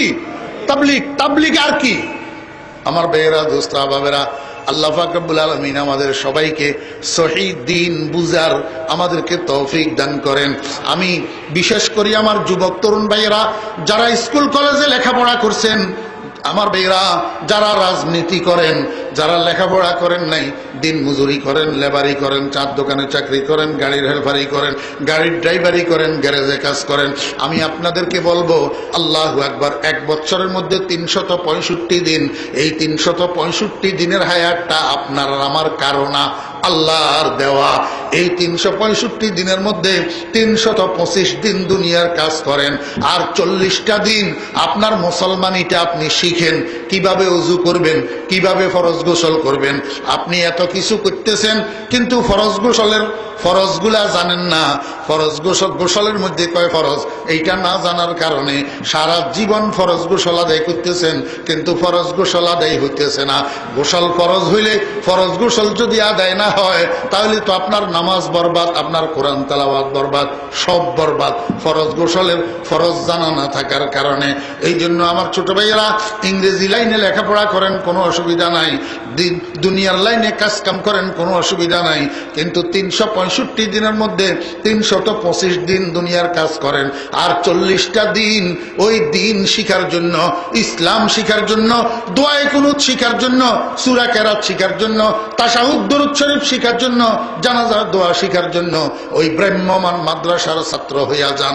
যেই ব্রাহ্মমান মাদ্রাসার প্রতিষ্ঠাতা, আমাদের গর্বিত মুরব্বী রশিদ আহমদ গঙ্গুহি রহমতুল্লাহ খলিফা হযরত মাওলানা ইলিয়াস সাহেব রহমতুল্লাহ আলাইহি, আল্লাহ পাক উনার কবরকে জান্নাতের বাগান বানাইয়া দেন, আল্লাহ পাক উনার কবরকে জান্নাতুল ফেরদাউসের টুকরা বানাইয়া দেন। আজকে উনি মুসলমানদের জন্য, পথহারা মুসলমানদের জন্য, ওই দিন না শিখা মুসলমানের সন্তানদের জন্য এমন এক ব্রাহ্মমান মাদ্রাসা প্রতিষ্ঠা করে গেছেন। আজকে বিশ্বের কোটি কোটি মুসলমান এই ব্রাহ্মমান মাদ্রাসার ছাত্র হইয়া দিন শিখার সুযোগ পাইতেছে। কথা বুঝাইতে পারছি দোস্ত? এরপরে যদি না বুঝেন, আর আমার কিছু করার নাই, আমাদের কাজ হইল বুঝানো। যতটুক শক্তি সামর্থ্য আল্লাহ দিছে, মেহরবানি করি এইটা প্রয়োগ করি, বুঝানোর চেষ্টা করতেছি। আমার ভাই খলিল আহমদ সারনপুরি রহমতুল্লাহ আলাইহির যুগে, হযরত মাওলানা খলিল আহমদ সারনপুরি রহমতুল্লাহ আলাইহির যুগে এক জমিদার ছিল। জমিদার, ওই জমিদারের বিবি ছিল এক রূপসী মহিলা, কিন্তু জমিদার ছিল বচ্চলন, মদ খাইতো, রাত্রে মদের আড্ডায় যাইয়া রাত্রি যাপন করত, বিবির কাছে যায় না। বিয়ে করছে সুন্দরী রূপসী বিবি, ঘরে বিবির কাছে যায় না, মদখানায় নাইট ক্লাবে যাইয়া রাত্রি যাপন করে, 6 মাস ধরেই বাড়িতে যায় না। বুঝছেন না বুঝেন নাই? হ্যাঁ আমার ভাইয়েরা, দোস্ত আহবাব, ওই জমিদারের স্ত্রী হযরত মাওলানা খলিল আহমদ সারনপুরি রহমতুল্লাহ আলাইহির কাছে আসছে। আশিক হুজুর, আপনি তো আমাদের যুগের, আমাদের এলাকার বড় আলেম, আল্লাহর ওলি, আপনাকে সবাই সমীহ করে, শ্রদ্ধা করে, আপনার কথা সবাই মানে। আমি আপনার কাছে একটা আরজি নিয়ে এসেছি। আমি অমুক জমিদারের স্ত্রী, আমার স্বামী 6 মাস পর্যন্ত বাড়িতে যায় না, মদখানায় পড়ে থাকে। হুজুর, এখন যে আমি আপনার কাছে আসি, নালিশ করছি, এইটা যদি জানে তাহলেও আমার ক্ষতি করবে, আমাকে মারধর করবে। আমি আপনার কাছে একটু দোয়াও চাই, একটু কৌশলও চাই, কৌশলে আমার স্বামীটাকে একটু সঠিক পথে আনিয়া দেন না। বিবি খলিল আহমদ সারনপুরি রহমতুল্লাহ আলাইহির কাছে পর্দার আড়াল থেকে আরজি পেশ করিয়া করিয়া কান্দে। হযরত মাওলানা খলিল আহমদ সারনপুরি রহমতুল্লাহ আলাইহি কয়, মা তুমি ঘরে ফিরে যাও, দেখি আমি আমার চেষ্টা করি, দেখি কি হয়। মহিলা তো চলে গেছে ঘরে। এদিকে খলিল আহমদ সারনপুরি রহমতুল্লাহ আলাইহি একজন মানুষকে লাগাই দিছে, অমুক জমিদারের তালাশ করি, যেখানে পাও আমার কাছে নিয়ে আসো, বলবা হুজুরে আপনাকে ডাকতেছে। আমার বেয়েরা দোস্ত আবাব, হাটাজারি এলাকার যেই কোনো মানুষ একটা মানুষকে যদি মোহতারাম শাহ হুজুর দামত বরকাতুম ডাকতেছে এই কথা কয়, শুধু যাওয়া না, আরো মনে মনে খুশি হবে, বাবারে মোহতারাম শাহ হুজুর আমার মতো নাদানেরা ডাকতেছে।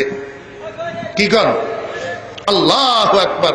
আমার বেয়েরা দোস্ত আবাব, খলিল আহমদ সারনপুরি রহমতুল্লাহ আলাইহি যখন দেখতেছে শুনছে জমিদার, খুশিতে আটখানা হয়ে গেছে, কয় চলো চলো হুজুরে কেন ডাকতেছে।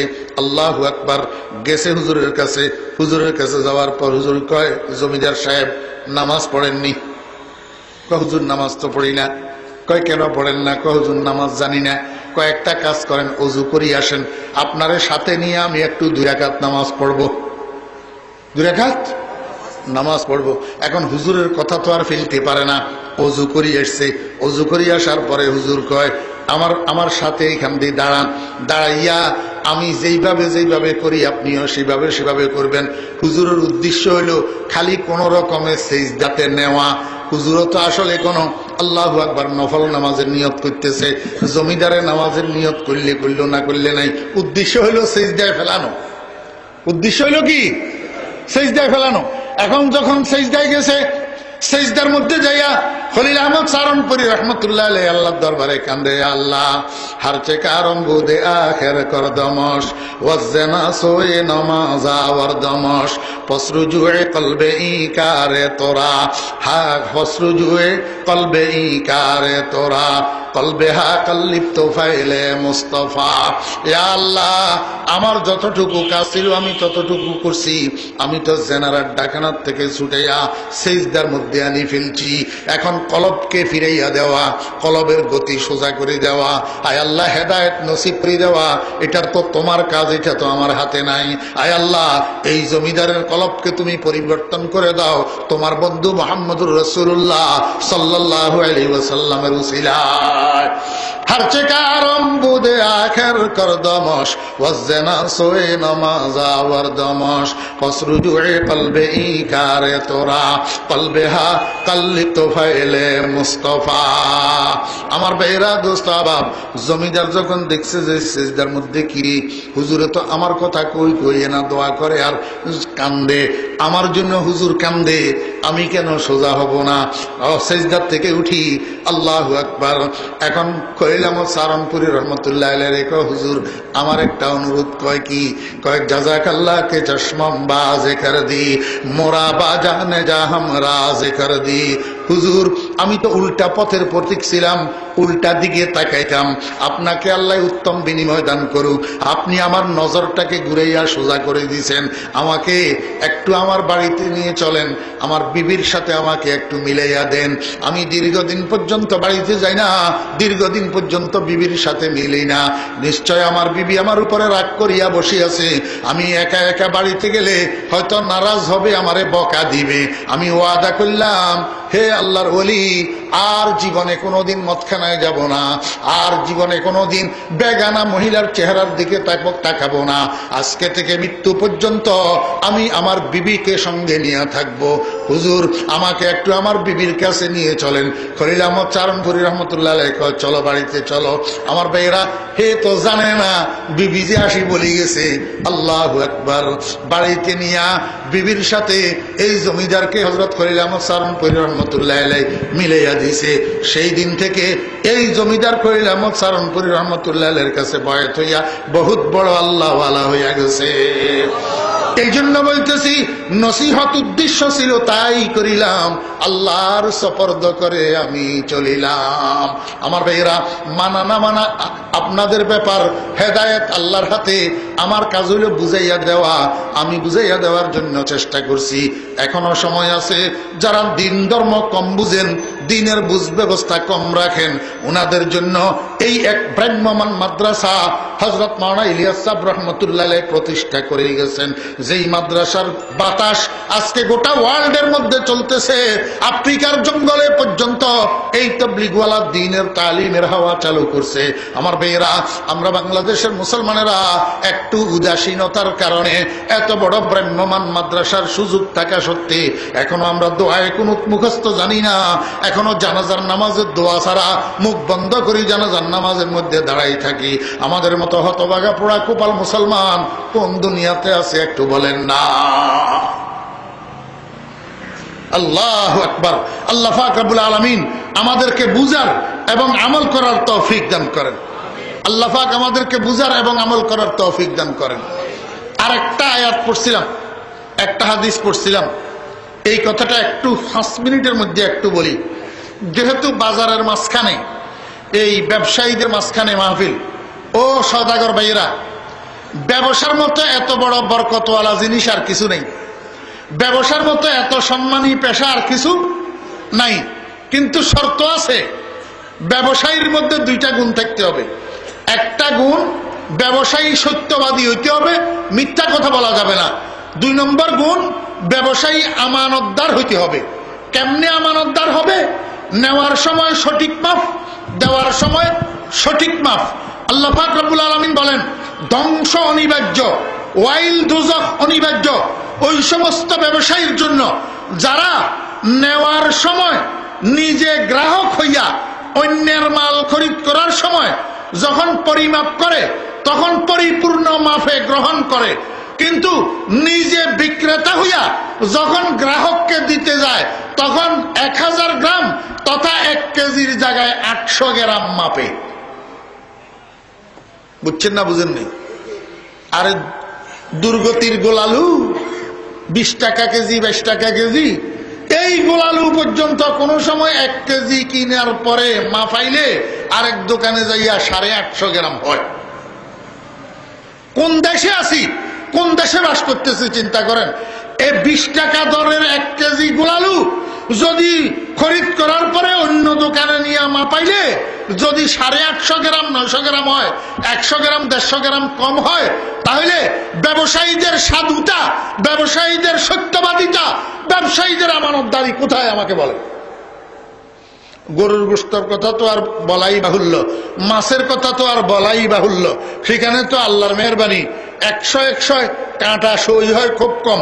হ্যাঁ, আপনার পাল্লার উপরে দিতে এখন তো বাইর হয়েছে আপনার স্কেল, ছোট ছোট মিনি স্কেল, সেগুলার মধ্যেও বলে কেমনে কেমনে কারিগরি করি বেলে মিনি স্কেল, এগুলার মধ্যে সেগুলার স্কেলের মাপেও 1000 গ্রামের মধ্যে 900 গ্রাম হয়ে থাকে, 850 গ্রাম হয়ে থাকে। আল্লাহ মাফ করেন যে সমস্ত সওদাগর ভাইয়েরা মাফে ওজনে ভেজাল করে, কিয়ামতের ময়দানে আল্লাহু আকবার, এই স্বাচ্ছন্দ্যের জীবন, সুখের জীবন, বেহেশতের জীবন পাবেন না। আর যদি সত্যবাদিতার সহিত ব্যবসা করেন, আমানতদারির সহিত ব্যবসা করেন, গ্রাহককে না ঠকান। কমলা 1 ডজন কিনছি, বাড়িতে যাই দেখি 4টা ফোঁসা, অথচ আমার সুখের সামনে দিল, কেমনে ফোঁসা ঢুকাইলো। আরো খাতিল্লা মানুষ কয় হুজুর দোয়া করিয়েন, আমারে দিল ফোঁসাগুলো আমারে ঢুকাই, আরো কয় দোয়াও করতাম, আরো কয় হুজুর শুধু আপনার জন্য। আর মানে 1 ডজন 120 টাকা ও বিক্রি করছে একজনের কাছে, আমার তো নিচে 130 টাকা, আর কয় শুধু আপনার জন্য হুজুর দোয়াল্লাই। আরো 4টা ফোঁসা। কোন দেশে বসবাস করবো এবার বলেন? একেবারে এমনি করি সামনের পাল্লার উপরে দুড়ুম করে ফেলছে, মনে হয়েছে যেন পাল্লা সামনের দিকে 300 গ্রাম ঝুঁকি গেছে, এমনি হেটার মধ্যে ডালি দিয়া দিছে। গ্রাহক তো খুশি হয়ে গেছে, 200-300 গ্রাম বেশি দিছে। আরেক দোকানে যাইয়া মাফাই দেখে 170 গ্রাম নেই। قال رسول الله صلى الله عليه وسلم التاجر الصدوق الامين। আল্লাহর হাবিব বলেন, সত্যবাদী ব্যবসায়ী, আমানতদার ব্যবসায়ী, মান নবিয়িনা, নবীদের সাথে হাসর হবে, ওয়াস সিদ্দিকিনা, সিদ্দিকদের সাথে হাসর হবে, ওয়াস শুহাদা, শহীদদের সাথে হাসর হবে, ওয়াস সালেহিন, নেককারদের সাথে হাসর হবে। এই শুনেন, খালি ব্যবসায়ীদের দোষ দিলে লাভ নাই, গ্রাহকদের মধ্যেও দোষ আছে। তো গ্রাহকদের মধ্যেও কি আছে? দোষ আছে। 560 টাকার 11টা আইটেমের মাল মাপানোর পরে এবার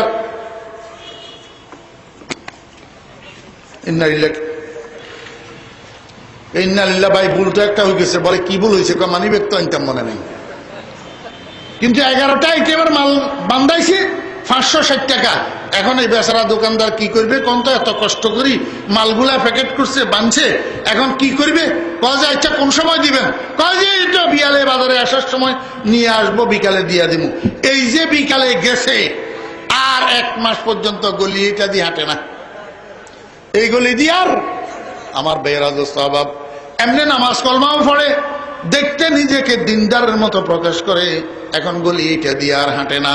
2-3 মাস পর্যন্ত উদ্দেশ্য হইল 2-3 মাস দোকানদার যদি আমাকে না দেখে তাহলে টাকা পাওয়ার কথা ভুলে যাবে। এই ভুলে গেলেই তো আমি 560 টাকা দেওয়া বাঁচি গেলাম। আমার বেহেরা দোস্ত অভাব বাঁচেন নাই। এই 560 টাকা দোকানদারকে না দিয়া আপনি কি করতেছেন?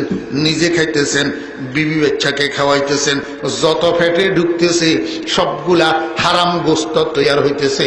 এই হারাম গোস্ত জান্নাতে প্রবেশ করবে না।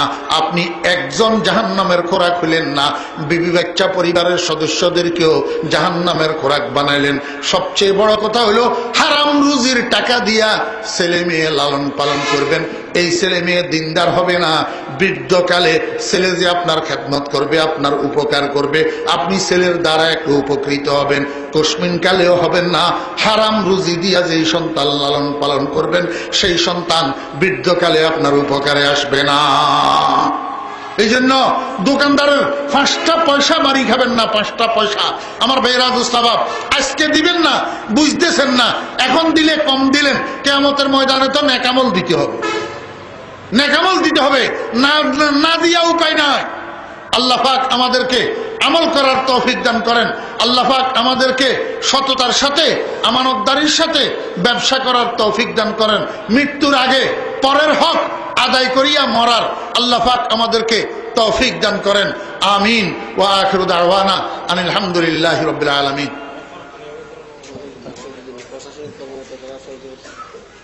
দুরূদ শরীফ পড়েন। আল্লাহুম্মা সাল্লি আলা মুহাম্মাদিন ওয়া আলা আলি মুহাম্মাদ কামা সাল্লাইতা আলা ইব্রাহিম ওয়া আলা আলি ইব্রাহিম ইন্নাকা হামিদুম মাজিদ।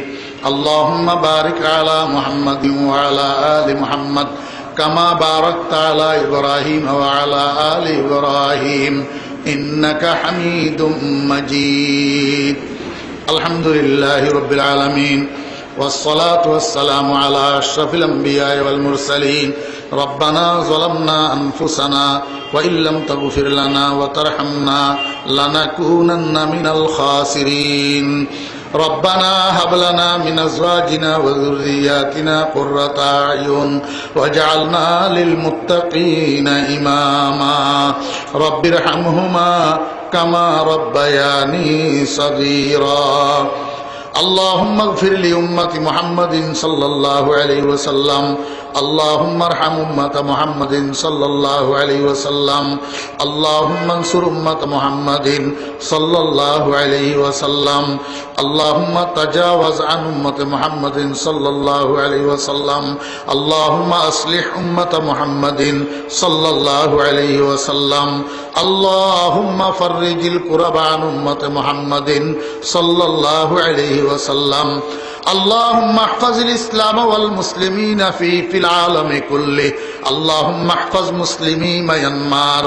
اللهم احفظ أنفسهم وأموالهم يا أرحم الراحمين.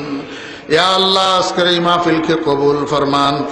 ইয়া আল্লাহ, যারা মাহফিলের আয়োজন করেছেন টাকা পয়সা দিয়া, শ্রম দিয়া, সময় দিয়া, সকলের সব ধরনের মেহনত কোরবানিগুলাকে কবুল ফরমান। ইয়া আল্লাহ, এই উসিলায় উনাদের দিলের সমস্ত মাকাসিদে হাসানা পূরণ করে দেন। ইয়া আল্লাহ, দুনিয়া আখিরাত সুন্দর করে দেন। ইয়া আল্লাহ, উনাদের ঈমানের মধ্যে বরকত দান করেন, আমলের মধ্যে বরকত দান করেন, হায়াতের মধ্যে বরকত দান করেন। ইয়া আল্লাহ, রুজি রোজগারের মধ্যে বরকত দান করেন। ইয়া আল্লাহ, এই মাহফিলের উসিলায় হাটহাজারী বাজারের উপরে রহমত নাযিল ফরমান। ইয়া আল্লাহ, সমস্ত ব্যবসায়ীদের ব্যবসার মধ্যে বরকত দান ফরমান। সমস্ত ব্যবসায়ীদেরকে নামাজি বানাইয়া দেন। সমস্ত ব্যবসায়ীদেরকে সত্যবাদী, আমানতদার ব্যবসায়ী হওয়ার তৌফিক দান করেন। ইয়া আল্লাহ, সুদের কাজ কারবার থেকে, গান বাজনা থেকে সমস্ত ব্যবসায়ী ভাইদেরকে হেফাজত ফরমান। ইয়া আল্লাহ, ইয়া আল্লাহ, মাহফিলের জন্য যারা সহযোগিতা করেছেন ইয়া আল্লাহ প্রশাসনের বাইরা সহ ইয়া আল্লাহ নেতৃবৃন্দদের মধ্য থেকে যারা এই মাহফিলের জন্য সহযোগিতা করেছেন, মাহফিলকে সমর্থন করেছেন, মহব্বত করেছেন, আল্লাহ সবার দিলের মাকাসদে হাসানা পূরণ করে দেন। ইয়া আল্লাহ একজন ভাই জনাব শাহজাহান ভাই ইন্তেকাল করেছেন, আল্লাহ উনার মাগফিরাত ফরমান, ইয়া আল্লাহ উনাকে রহম ফরমান, ইয়া আল্লাহ জীবনের সমস্ত গুনাহগুলো মাফ করে দেন। ইয়া আল্লাহ আমরা যারা হাত উঠাইয়াছি মাওলা আমাদের জীবনের গুনাহগুলো মাফ করে দেন। ইয়া আল্লাহ আমাদের মধ্যে যারা অসুস্থ আছে দয়া করে শেফা দান করেন। ইয়া আল্লাহ হাটাদারির মোহতরম সাহেব হুজুরকে সেহত ও আফিয়ত দান করেন। আল্লাহ হুজুরকে সেহতে কামিলা আজলা ইনায়েত ফরমান। ইয়া আল্লাহ হুজুরের হায়াতের মধ্যে বরকত দান ফরমান। ইয়া আল্লাহ বিশ্ববাসী মুসলমানদের উসিলায় আল্লাহ হুজুরের হায়াতের দীর্ঘ করে দেন। ইয়া আল্লাহ হায়াতকে দরাজ করে দেন। ইয়া আল্লাহ ইয়া আরহামার রাহিমিন আরো যত উলামায়ে কেরাম বুজুর্গানে দিন অসুস্থ আছেন আল্লাহ সবাইকে সেহত ও আফিয়ত দান করেন। ইয়া আল্লাহ মাওলানা জুনায়েদ বাবুনগরী সাহেব দামত বরকাতুহুমকে সেহত ও আফিয়ত দান করেন। আল্লাহ ওনার হায়াতের মধ্যে বরকত দান করেন। ইয়া আল্লাহ নানুপুরের বর্তমান পীর সাহেবকে সেহত ও আফিয়ত দান করেন। আল্লাহ ওনার হায়াতের মধ্যে বরকত দান করেন। ইয়া আল্লাহ আরো যত উলামায়ে কেরাম ইয়া আল্লাহ আমাদেরকে মহব্বত করেন যে ভাইয়েরা, ইয়া আল্লাহ ফতেপুরের মাওলানা মাহমুদুল হাসান শাহ হুজুর, ইয়া আল্লাহ সারিয়ার মোহতরম শাহ হুজুর, সারিয়ার মাওলানা ওসমান শাহ হুজুর, ইয়া আল্লাহ হাটাদারি মাদ্রাসার ছাত্র আমরা আরো অনেক বন্ধু বান্ধবেরা মহব্বত করেন যে আল্লাহ আমার কাছে উনাদেরকে দেওয়ার মতো আল্লাহ গুনাহগার কত শর্মসা আল্লাহ দোয়া ছাড়া আমার কাছে তো আর কিছু নেই। আল্লাহ সমস্ত মুহিব্বিনদেরকে জাযায়ে খায়ের দান করেন। ইয়া আল্লাহ বুজুর্গের দিনকে সাগর দান করেছিলেন, আমাদেরকে একটা ফোঁটা হইল আপনার মহব্বত মারফতের দৌলত দেন। আল্লাহুম্মা আতি নফসি তাকওয়াহা মুঝে ইমা বজা হে শেখ আলম सुल्तान अहमद वली बासखा दे मुझे अरफा बजा है मुर्शद मन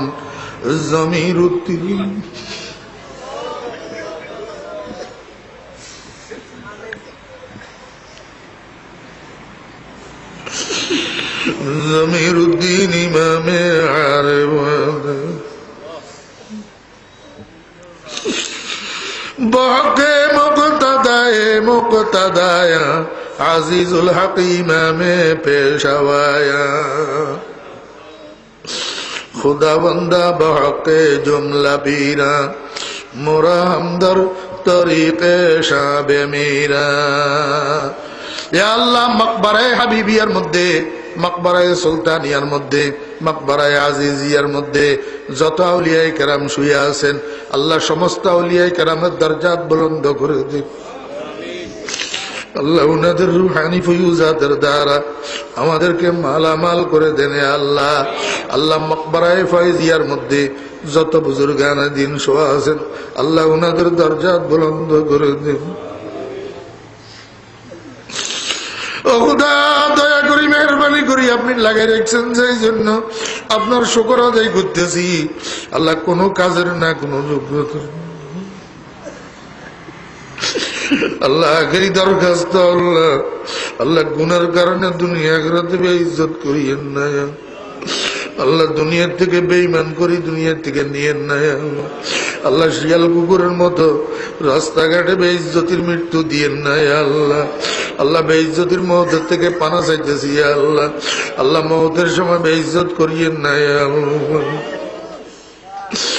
जिस घड़ी निकले बदन से मेरे जान कलमा तौहीद हो बिरद जुबां आरज़ू है ये कि निकले दम तुम्हारे सामने तुम हमारे सामने हो हम तुम्हारे सामने। या अल्लाह আপনার হাবিবের দরবারে কোটি কোটি দরুদ ও সালামের হাদিয়া পৌঁছান। ইয়া আল্লাহ আপনার হাবিবের উসিলায় আমাদের দোয়া দরখাস্ত কবুল ফরমান। ইয়া আল্লাহ, সারা দুনিয়ার মুসলমানদেরকে বাইয়ে বাইয়ে মিলাইয়া দেন। ইয়া আল্লাহ, আল্লাহ মুসলমানদের মধ্যে ফিতনা ফাসাদ ইখতিলাফ বিভ্রান্তি রাখিয়েন না। ইয়া আল্লাহ, ইয়া আল্লাহ, কাদের বুঝ ঠিক কাদের বুঝ বেঠিক আপনার কাছে জানা আছে। আল্লাহ, আল্লাহ যাদের বুঝ সঠিক তাদের বুঝের সাথে অন্য সমস্ত মুসলমান ভাইদের বুঝকে মিলাইয়া দেন। আল্লাহ, ওয়া সাল্লাল্লাহু তাআলা আলা খায়রি খালকিহি মুহাম্মাদিন ওয়া আলিহি ওয়া সাহবিহি আজমাইন। আল্লাহুম্মা ইন্নী আউযু বিকা মিন আন উশরিকা বিকা শাইআ ওয়া আনা আ'লামু বিহি ওয়া আস্তাগফিরুকা লিমা লা আ'লামু বিহি। তুবতু আনহু ওয়া তাবাররাতু মিনাল কুফরি ওয়াশ শিরকি ওয়াল কিযবি ওয়াল গীবাতি ওয়াল বিদআতি ওয়ান নামিমা ওয়াল ফাওয়াহিশি ওয়াল বুহতান والمعاصي كلها وأسلمت وآمنت وأقول لا إله إلا الله محمد رسول الله। ক্যাসেটটি প্রযোজনা ও পরিবেশনা করেছে আল আরব এন্টারপ্রাইজ। এখানে সকল প্রকার Islamic CD, VCD, audio, video পাইকারি ও খুচরা সুলভ মূল্যে পাওয়া যায়। আল আরব এন্টারপ্রাইজ, 46 মাদ্রাসা মার্কেট, হাটহাজারী, চট্টগ্রাম।